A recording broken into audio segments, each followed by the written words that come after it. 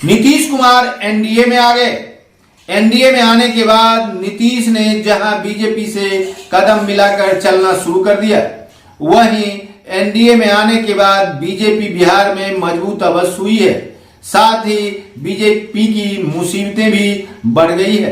कारण है कि एनडीए के घटक दलों की डिमांड काफी है।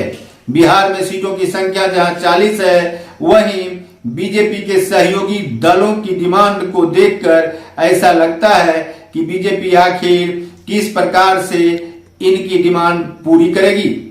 ऐसे में सवाल उठता है कि बीजेपी बिहार में जितनी मजबूत हुई है, उतनी ही अपने साथियों की डिमांड से वर्तमान में मुश्किल में भी है। आखिर ये मुश्किलें है क्या? बीजेपी इस मुश्किल का हल कैसे तलाशेगी? इन सब बातों को लेकर हम आपके बीच इसलिए हाजिर हुए हैं कि बिहार में राजनीति पर राजनीति हो रही है। ऐसी स्थिति में बीजेपी अपने सहयोगियों की डिमांड पूरी नहीं करेगी तो ऐसे में एनडीए बिहार में एक बार फिर से बिखर भी सकता है। आखिर बिखरने से एनडीए को कैसे बचाएगी बीजेपी? देखने वाली बात यह है कि 2019 के लोकसभा चुनाव में जहां बीजेपी के साथियों में लोक जनशक्ति पार्टी एवं जेडीयू थी, जेडीयू को पिछले 2019 के चुनाव में 17 सीटें बीजेपी ने दी थी और स्वयं 17 सीटें पर लड़ी थी।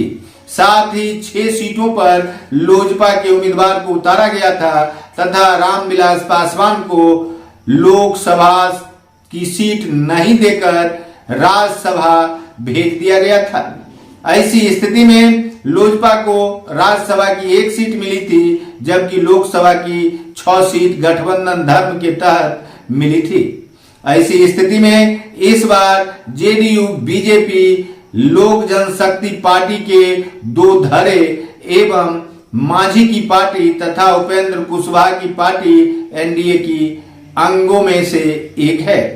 ऐसी स्थिति में जहां 2014 के हिसाब से उपेंद्र कुशवाहा की डिमांड 3 सीटों की है, वहीं मांझी की डिमांड भी 2 सीटों की हो सकती है। ऐसी स्थिति में जहां पशुपति पारस गुट वाले लोजपा की भी डिमांड 6 सीटों की है, वहीं लोक जनशक्ति पार्टी चिराग गुट के द्वारा भी 6 सीटों की डिमांड की जा रही है। आखिर इन सीटों को पूरा करना आखिर टेढ़ी खीर नहीं तो और क्या है? यदि बीजेपी ने अपने साथियों को, एनडीए के साथियों को मनाया भी, तो इसी परिस्थिति में पिछले चुनाव पर यदि एक नजर डालें तो जदयू ने 17 सीट पर अपने उम्मीदवार दिए थे, जिसमें से 1 सीट किशनगंज की सीट जेडीयू लूज कर गई थी और 17 सीटों में से 16 सीट जीतने में जेडीयू सफल हुई थी। वहीं बीजेपी 17 सीटों पर चुनाव लड़ी और 17 में से 17 सीटों पर जीत हासिल की थी, जबकि लोजपा ने 6 सीटों पर चुनाव लड़ा और 6 के 6 सीट अपनी झोली में डालकर बिहार के 40 में से 39 लोकसभा सीटों को जीतने में कामयाबी हासिल की थी। केवल 1 सीट पर जो किशनगंज की सीट थी, वहां कांग्रेस ने जीत दर्ज की और दूसरे नंबर पर जेडीयू रही थी। ऐसी परिस्थिति में 40 के 40 लोकसभा सीटों को जीतने के लिए एनडीए का प्लान इस बार भी साफ है, लेकिन क्या एनडीए के प्लान के मुताबिक लड़ाई संभव है? यदि लड़ाई ऐसे संभव हो तो लोजपा जिसे 6 सीट मिली थी, दोनों गुटों को मिलाकर बीजेपी 6 सीट यदि इस बार भी देती है लोजपा को, तो बीजेपी 17 सीट पर और जेडीयू 17 सीट पर चुनाव लड़ सकती है। लेकिन जेडीयू 17 सीट की जगह इस बार यदि 16 सीट पर चुनाव लड़ती है तो 1 सीट का जेडीयू की ओर से त्याग माना जा सकता है। ऐसी परिस्थिति में बीजेपी को अपने कोटे से 2 सीट कम करनी होगी।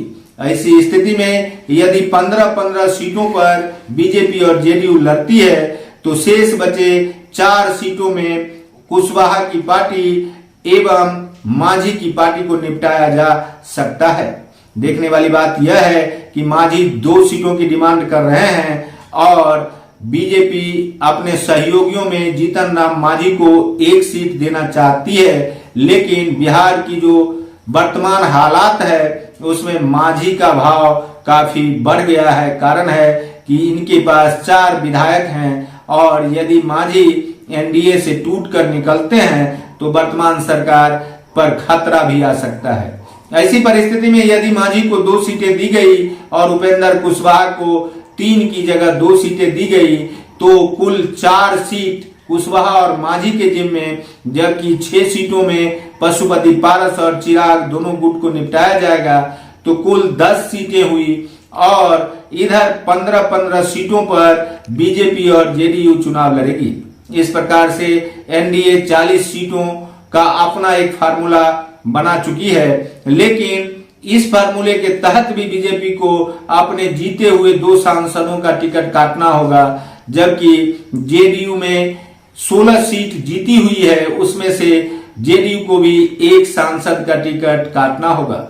स्थिति परिस्थिति को देखते हुए एनडीए को एकत्रित रखने में आखिर बीजेपी का रोल क्या होता है, इस पर महागठबंधन के घटक दलों की खास और पैनी नजर है। देखते रहिए संजीवनी बिहार और पाते रहिए नई नई जानकारियां। हम हैं संजीव कुमार सिंह और आप देख रहे हैं संजीवनी बिहार।